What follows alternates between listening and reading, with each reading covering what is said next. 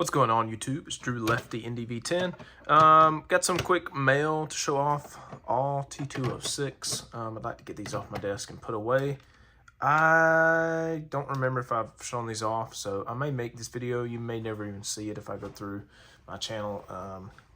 I know a couple of these I haven't, but for some reason I thought I did show these off, but maybe not. So we'll jump right into it. Most of these are some oddities. Actually, I lied. There's one E90-2 in here. But first card, I just bought this because it was $40 and super cool. It's really beat up, but it's got a really crazy miscut.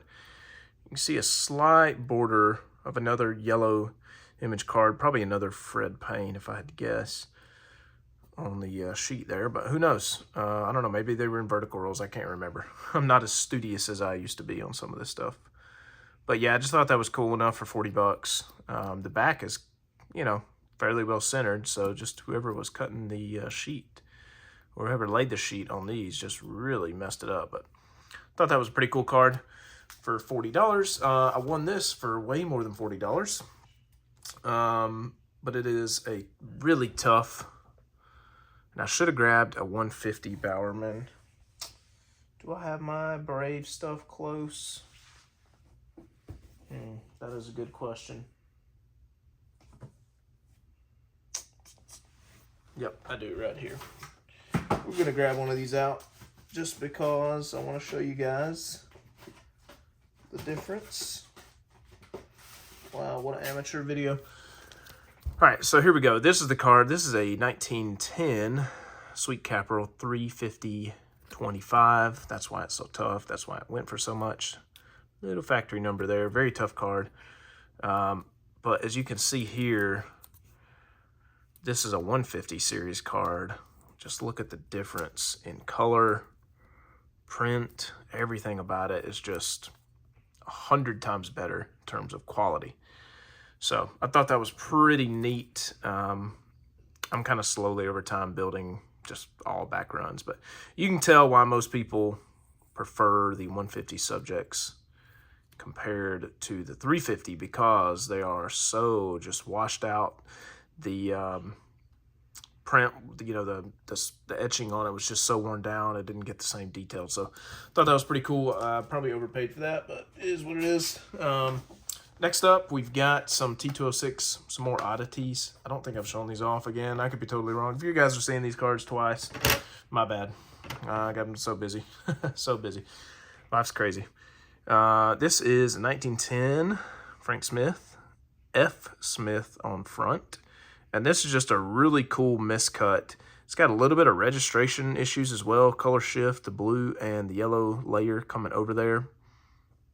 But you can see almost his full entire name and the team name on top. That's one of the more prominent ones that I've seen as far as that. That is almost a true double name where it has the entire name and team at the bottom. And like this is like 80% of the name, 75% of the team name. But pretty cool there. The back got a really cool wet sheet transfer going on there.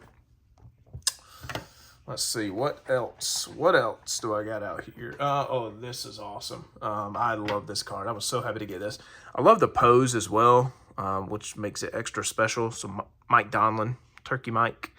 This is a 1910 Sweet Capital. You might think, oh man, what's so special about this card? Well, it's a 350 Factory 30, and as you can see on the bottom here, this little bitty red, looks like maybe some stray ink, but no, this is what they call a large Factory 30 back. So this would have been at the bottom of the sheet most likely, and it would have said like 30 on it to denote the factory we think that it was printed at, which was obviously Factory 30 out of the District in New York up there. So really, really cool. There's like a list on Net54 of the confirmed players that have one of these. This one was not on there, so that was pretty cool to get one of those. But I love this card. I've got a back run. I need one card left for it, a 150-25 Sweet Capital. So this is just an awesome card to have in that back run. A really cool oddity. This one, nothing too odd about it other than it's just absolutely jumbo sized. I'll use the Look at the border on that sucker. It's crazy, crazy top border. Just a really nice image on this Jap Barbo. Really nice upgrade for my set. Nothing too crazy on the back there, but just a really wide, I dig these giant borders they've got on there. And then 2 cards to end. I will end, you know what, we'll do this one first. We'll save the T206 for last. It's a Ham Hyatt 1910 E90-2 American Caramel. Wanted this card for like 10 years. Finally bought one. Really great green background color there. I love the blue name. For some reason, I'm thinking I showed this card off already. Maybe I didn't. Love that. And then last card for today is this really, really nice Red Ames Sovereign 150 hands at chest.